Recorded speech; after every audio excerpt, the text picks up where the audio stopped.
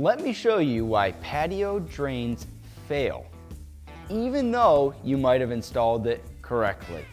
This week we're going to go through the problems that you might be experiencing with the current drain systems you're using, and later in the video we'll go through the solution for these problems, so stick around for that. First problem that you're experiencing with your drains is typically you're using a plastic drain system that's tapered, right? Tapered units, even if they're straight, you'll experience the same exact problems. And what you're experiencing is uplift of the drain. So you have subgrade down here.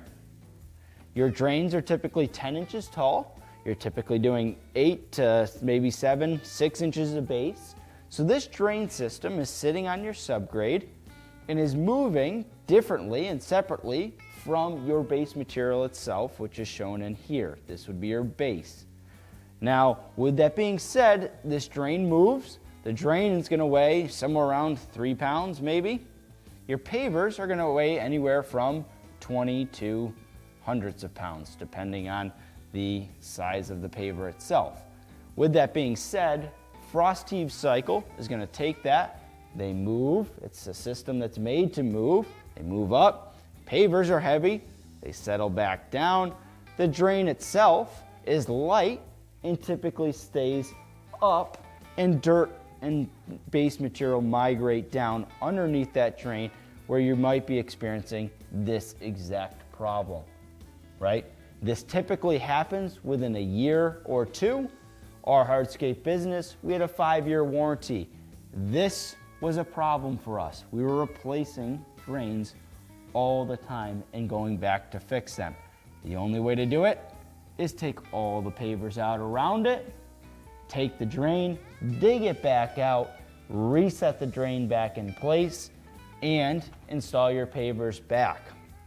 Now, another thing we'd experience, even within the excavation stage, is compaction around here, because we have to compact before we lay our pavers. We would compact around those drains, which would again push that drain right out of the ground. I always liken it to an ice cube. So if you take an ice cube and you squeeze it, it pops up and comes out of the ground. Very similar to the current drain systems that are on the market. These would be a plastic drain system. So that's problem number 1. Now, as we go into problem number 2, we have the problem of aligning that drain properly. Plastic drain systems that are on the market don't have any way of movement or rotation to them. So when we're excavating the job site, we have excavation going on, we have drains running everywhere, and at that point we're taking a 3-4-5 triangle, setting it up against the house, or taking a tape measure and doing 3-4-5 or 6-8-10, right? So pulling that triangle, taking a string line, bringing it out past that drain, setting our drain into place so it's aligned perfectly to avoid this issue. You can see here the drain is not aligned with our paver bond lines, which shows a very sloppy job and not professional at all. So we want to avoid that at all costs. The only way to fix this problem is to, again, excavate the drain, rotate the drain accordingly. Trust me, we've done it. It's an absolute nightmare and pain. So after many years of installing the plastic drain systems, dealing with all the headaches that came with going back and fixing jobs, we knew we had to come up with a better solution, and that's where we came up with the Quickie Adjustable Drain. So y'all might be wondering, what does this Quickie Adjustable Drain solve? Now, when we go to problem number 1, I'm just going to draw our adjustable drain here. But it has the pipe fitting down below. The way that I was always suggest hooking this up is putting a T fitting on here. All right, so we're going to put a T fitting on here.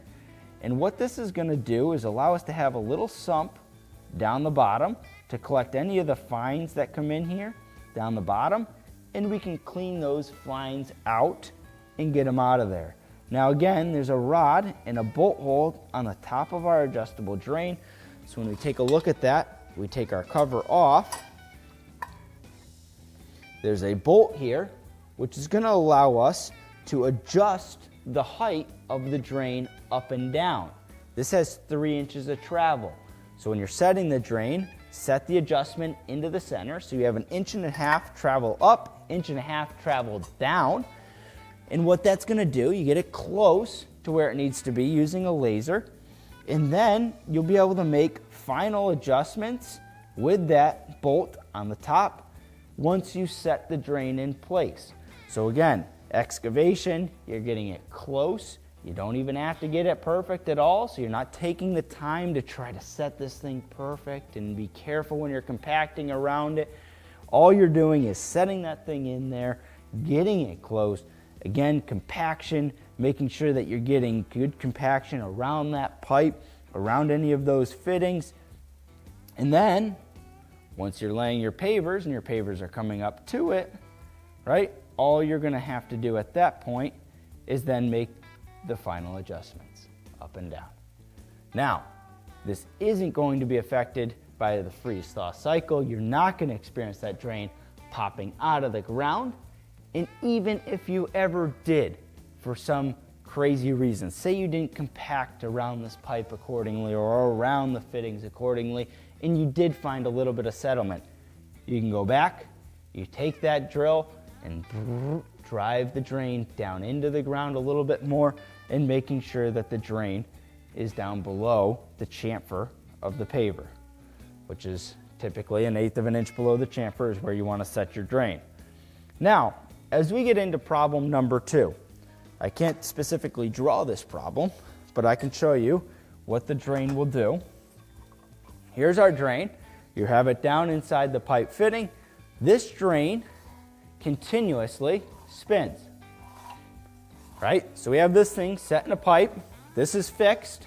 We glue these fittings in. This rotates. What does that do for us? We're not pulling string lines. We are literally taking the drain, getting it to the specific spot where we want it, we're setting it, and we're not even worried about the bond lines at all. We lay the pavers towards the drain. As we get close to that, we can make any adjustments that need to be done. So, 2 solutions for these 2 problems that you'll experience on the job site: driving out waste, and most importantly, saving a lot of time. Think about what it takes you to set these drains. Think about what it takes you to get that bond line perfect. If it's even a half hour, if it's an hour worth of your time that you're taking on drains, say you're billing out at $100 an hour, the drain is gonna pay itself off in that first job. Never mind the fact that you could be on the next tasks on your job site, so keep that in mind. Drain drives out waste, simplifies the process, and gives you a long-lasting product. So if you're interested in installing a drain on your project and you're wondering, how exactly do you do that? We've done a couple videos on YouTube, but we're gonna link the video, that's our favorite, and it's gonna show you exactly how the installation process needs to be done.